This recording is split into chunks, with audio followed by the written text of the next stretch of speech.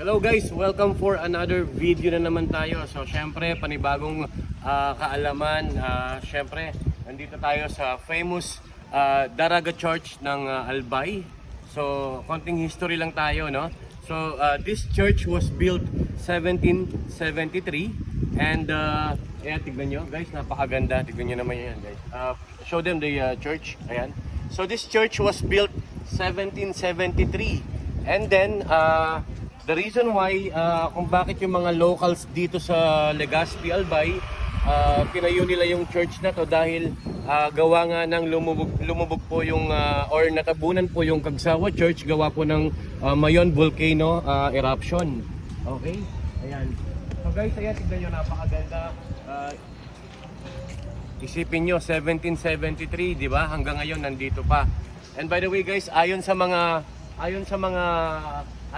locals dito, this church was made gawa po yan ng volcanic materials, okay? Gawa po yan ng volcanic materials, and then sabi din ng mga locals, karamihan po sa mga ukit na yan ay nag-design po is mga kababaihan.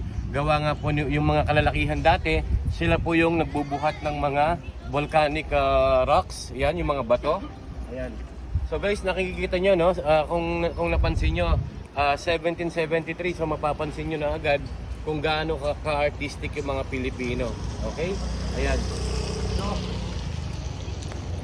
ayan guys, ayan, dito nyo rin makikita kung gusto nyo makikita yung perfect view ng Mayon volcano. Ayan, so dito sa side na to, ayan. Okay? Ayan guys, napakaganda. Malapit nang lumabas ang Mayon volcano at makikita na natin yung kanyang perfect cone na sinasabi. Okay? Ayan. So guys, ayan ang ating adventure video. Syempre kasama natin si Wifey, si Ma'am Yumi. Ayan. So explore lang tayo. Walang katapusang knowledge. Ayan, samahan nyo kami. Tara, biyahe tayo. Peace out.